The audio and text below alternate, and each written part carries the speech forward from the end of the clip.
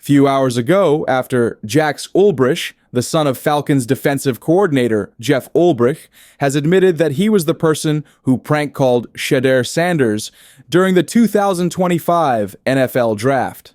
Rick Ross took to his Instagram story to speak on the situation and how he plans own a part of NFL, so that young black men like Shedeur Sanders won't go through ugly situations again. Fresh off of FaceTime with Craig Jackson, Barry Jackson, salute. Now, back to this draft. Me wanting to one day possibly be a small percentage owner in an NFL team. I'm sitting back, I'm asking myself what's going on. Of course, I was a huge fan of Shedeur, still is, forever will be. Huge fan of Coach Prime. Energy, positive, drive. What are we afraid of here, NFL? I just want to know, me possibly being a small percentage owner in the future, what's going on here? What's going on? Like, just, y'all DM me what y'all think going on. Is there fear of social currency, power?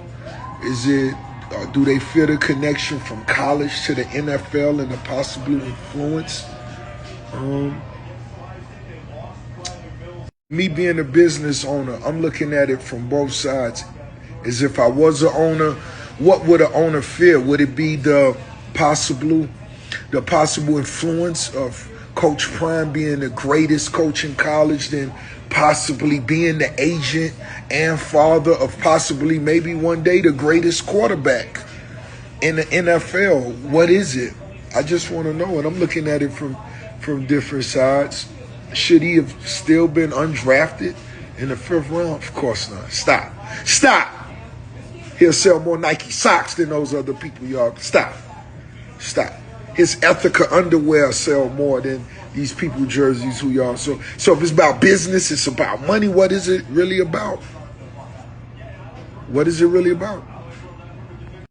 I think if it was just cut and dry as making money, because any franchise know they're going to make a killing in business with Shedeur Sanders.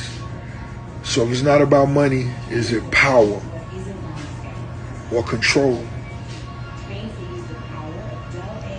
So now here's the question from the biggest boss, Ricky Rose. Would you rather have money or power? Power or control? Money, power, or control? Which one would you rather have?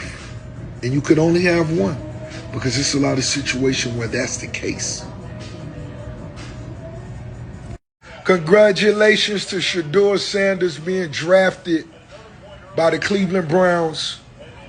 Cleveland Browns, I always had a love for y'all. When I played Tecmo Bowl as a youngster, Bernie Kosar was the quarterback, and now Shedeur, congratulations. You got our support, my brother.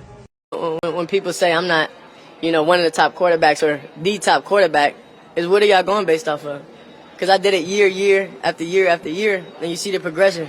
So it's like, obviously, it got to be some type of external hate that you have for the family, for the last name, for anything, because I know I proved myself on the field. Well, I'm called to dress my son. I'm not going to let my son get down in no foolishness. But you and I both know these coaches, these owners, right? You've been in the rooms. Right. The owners, billionaire owners, yes, will often say, well, this is a young man who should be making his own decisions.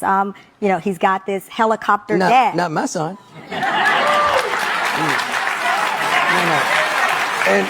And we ain't in no helicopter. Yeah. We ain't. So if the right team does not pick him, then you will intervene. That's my son.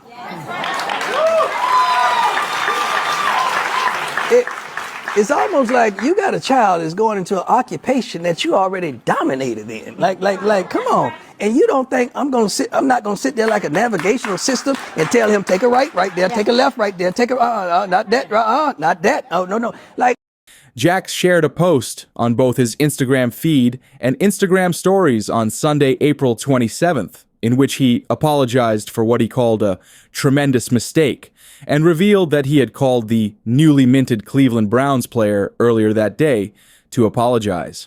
"On Friday night, I made a tremendous mistake," Jax began in his post. "Shedeur, what I did was completely inexcusable, embarrassing, and shameful.